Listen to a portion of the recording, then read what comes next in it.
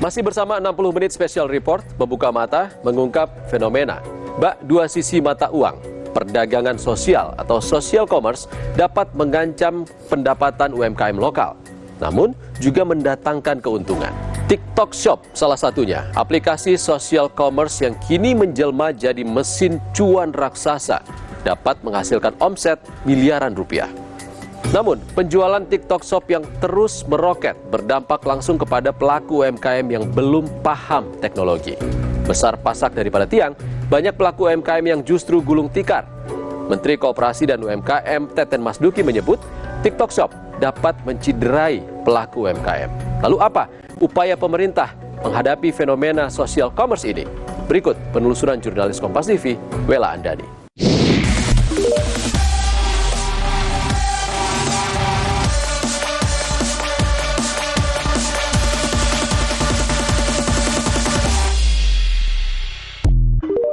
Padahal di China-nya sendiri, di asal negaranya TikTok hanya sosial media.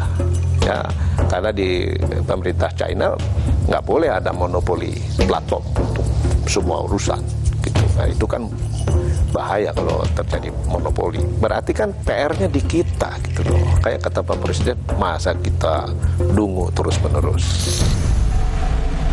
Ada yang jual sepatu lokal itu sebulan bisa tembus 1,9 miliar, ada yang jualan elektronik tanggal 20 kemarin closing udah tembus 900 juta gitu. Shopping ini kayak mall yang trafficnya rame.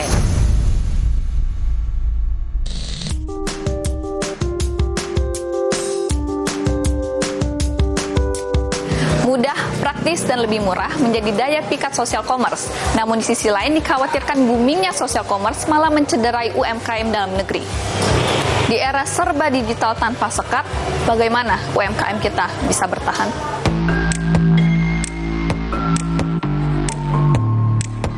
TikTok, sosial media berformat video pendek yang semula menampilkan konten joget atau tarian, kini menjelma menjadi mesin cuan raksasa. Melalui fitur TikTok Shop yang diluncurkan tahun 2021 lalu, TikTok melebarkan sayap menjadi aplikasi perdagangan sosial alias social commerce. Meroketnya penjualan TikTok Shop dikhawatirkan akan berdampak langsung ke pedagang kecil alias UMKM dalam negeri, terutama mereka yang belum paham teknologi. Hastuti, salah satu pedagang di pusat perbelanjaan ibu kota, mengaku sepi pembeli sejak social commerce menjamur. Ya biasanya rame, sekarang kan jadi agak sepi gitu ya, sepi. Terus juga harga di TikTok tuh ya, harganya murah-murah, kayak jilbab ya, 100.000 bisa 5 dapat, udah tinggal siap pakai aja, udah ada seretannya gitu. Saya juga bingung itu kok bisa murah jualnya. Ya dampaknya ini mbak, nggak ada customer sama sekali kan, biasanya tadi banyak, jadi pada larinya ke online, jadi nggak datang ke toko. Biasanya belanja ke toko kan datang yang langganan jadi nggak kesini gitu, belum bisa jualan online, jadi belum paham tentang teknologi. Bahkan, terkadang tak satu pun dagangan Hastuti laku terjual. Besar pasak daripada tiang membuat banyak gerai di sekitarnya pun gulung tikar. Sehari ya kadang-kadang ya nggak dapet, sampai 1 minggu nggak dapet, pernah tuh mbak, saya 1 hari nggak dapet, sampai seminggu tuh nggak dapet sama sekali. Ini aja berapa hari ini, 3 hari nggak dapet nih, 3 hari saya jaga toko nggak dapet. Dari customer satupun yang datang sini nggak ada. Iya, itu sudah banyak mbak yang gulung tikar mbak. Di depan saya tuh CCTV tuh sama mainan udah tutup, di bawah juga 2 toko baju udah tutup juga karena sepi begini. Bak dua sisi mata uang, perdagangan sosial dapat mengancam pendapatan, namun juga dapat mendatangkan keuntungan. Saya bertemu dengan Steve Fendi, pemilik usaha UMKM Saku. Seluruh produk Saku dari dompet, tas laptop, hingga kartu nama digital dipasarkan secara online melalui 6 loka pasar berbeda. Berdiri tahun 2019 dengan modal 50 juta, kini Saku telah menjelma menjadi usaha beromset miliaran rupiah dan mempekerjakan 9 karyawan. Saat itu memang kita punya keterbatasan modal, jadi yang paling gampang untuk usaha sekarang di zaman sekarang itu adalah bisnis, dan kita bisa menjangkau pembelinya itu dari seluruh Indonesia. Untuk membuka usaha online itu nggak membutuhkan modal yang besar. Terus kita juga nggak ada fixed cost, kita nggak perlu sewa gedung, dan kita bisa literally punya modal, punya ide yang kecil, kita start, kita bisa langsung jualan, ya nggak perlu punya banyak duit untuk membuka usaha di zaman sekarang. Menjajal bisnis online selama 4 tahun, Steve mulai membidik TikTok Shop. Steve yakin ada potensi menjanjikan TikTok Shop. Menurutnya, TikTok Shop bahkan telah menggeser penjualan loka pasar lain yang lebih dulu berdiri. Fitur live TikTok, diskon besar dari platform, serta gratis ongkir menjadi senjata ampuh menarik pembeli. Dan fidanan lain, cuman kalau saya dibandingkan dengan platform lain, itu TikTok masih jauh lebih rendah, boleh dibilang seperti itu. Nah, makanya kita bisa kasih diskon ekstra nih untuk pembeli-pembeli kita. Ditambah lagi dari TikTok sendiri pun ada ekstra kupon juga. Jadi kayak istilahnya itu double gitu ya, pembeli itu mendapatkan diskon dari toko dan juga diskon dari TikTok. Ditambah lagi secara pembelian itu mudah sekali dan juga gratis ongkir. Nah, itu yang membuat orang mungkin ketika lihat live-nya kita langsung kayak oke, mau beli tinggal beberapa klik aja dan udah selesai. Steve menyebut inovasi dan kejelian melihat peluang menjadi kunci UMKM Saku untuk naik kelas. Kini, Saku telah mengekspor produknya ke negeri jiran seperti Singapura dan Malaysia. Berbeda dengan e-commerce atau perdagangan elektronik yang didesain untuk loka pasar atau marketplace, perdagangan sosial justru berangkat dari aplikasi yang awalnya didesain untuk jejaring sosial. Tercatat ada lebih dari 113 juta pengguna TikTok di Indonesia, terbanyak kedua di dunia. Tak heran, Indonesia menjadi pasar andalan aplikasi dari Tiongkok ini.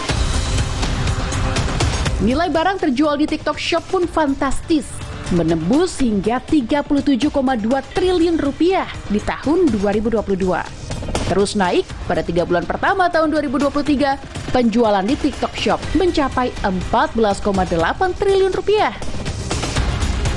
Pertengahan Juni lalu, CEO TikTok Shop Zichu menyambangi Kementerian Perdagangan pasca penerbitan izin TikTok Shop di Indonesia. Show mengatakan kunjungannya ke Indonesia untuk menyampaikan terima kasihnya secara langsung atas pesatnya perkembangan TikTok. Menurutnya, saat ini sebanyak 5 juta pelaku bisnis di Indonesia menggunakan platform TikTok, dan dari jumlah tersebut, mayoritas adalah UMKM dan 2 juta diantaranya berjualan melalui niaga elektronik TikTok Shop.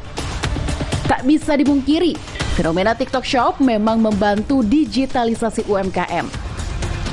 Namun ekonom Indef Nailul Huda menyebut, jika dibedah lebih dalam, mayoritas produk yang diperdagangkan merupakan barang impor murah yang malah menggerus pedagang kecil. Banyak sekali produk-produk impor yang itu justru dijual di TikTok Shop. Kalau kita lihat data dari BPS, 74% penjual yang ada di online market itu tidak menjual barang secara sendiri gitu kan. Ini disinyalir itu lebih banyak barang-barang dari impor gitu. Nah, ini yang tentu akan merugikan pelaku UMKM yang mempunyai algoritma kan dari TikToknya gitu kan.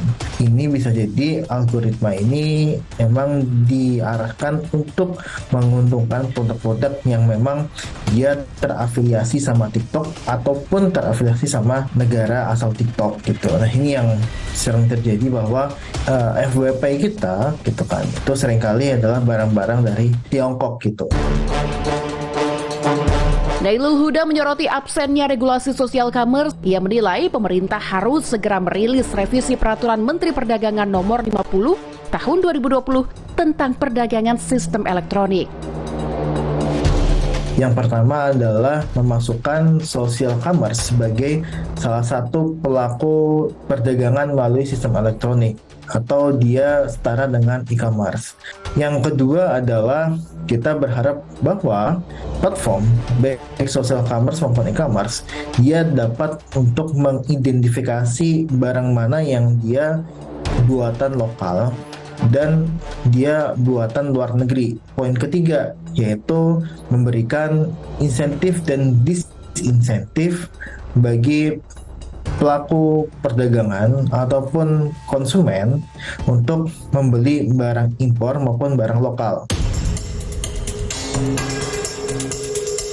Menteri Koperasi dan UKM Teten Mas Duki mengaku berulang kali menyerukan bahaya dominasi TikTok Shop yang dapat mencederai pelaku UMKM. Dan ini bukan saya ingin mengadres masalah perdagangan secara elektronik saja, tapi juga kebijakan bea masuk, tarif bea masuk, termasuk juga kebijakan investasi. Misalnya TikTok, China sendiri itu kan nggak boleh berjualan karena di China ada regulasi tidak boleh ada monopoli platform digital.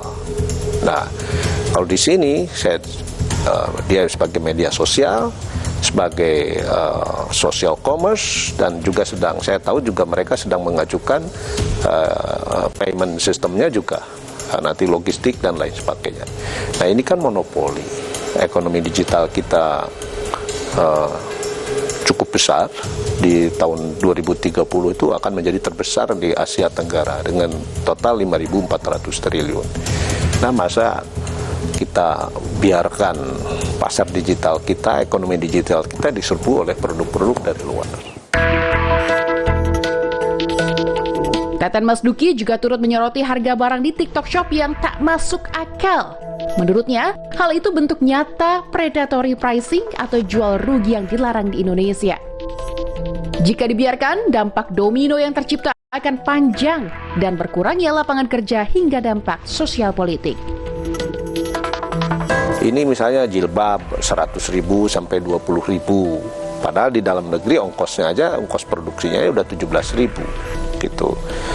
Nah, masa ada spray harganya 10.000 sampai 50.000 ya.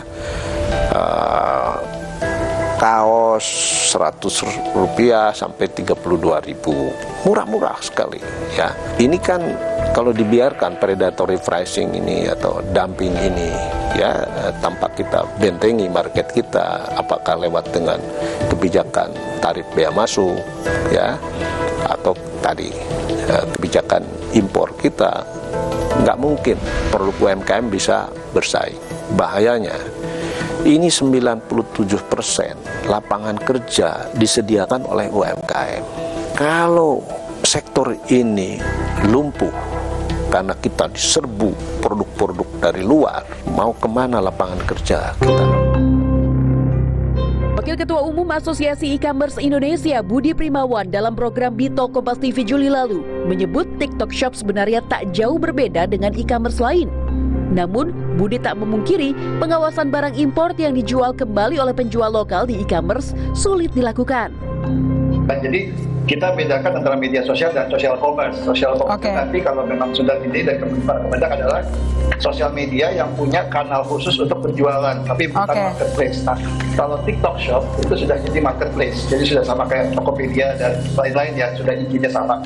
TikToknya sendiri sebagai sosial media. Kalau untuk produk impor atau cross border itu sebenarnya ada dua kanal kalau di e-commerce ya. Satu yang dilakukan oleh e-commerce sendiri melalui bisnis cross border.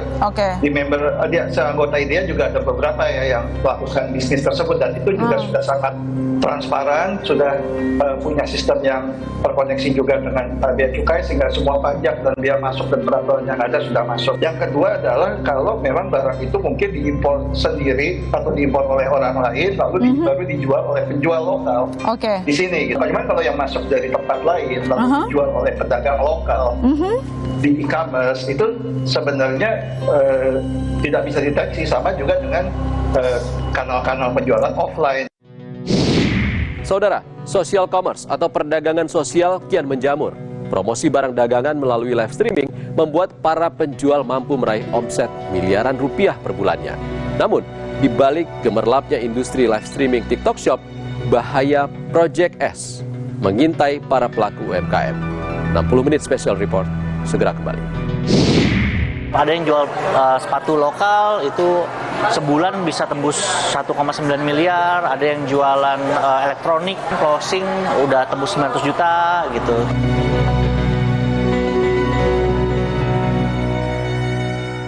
Barangtiket.com, liburanku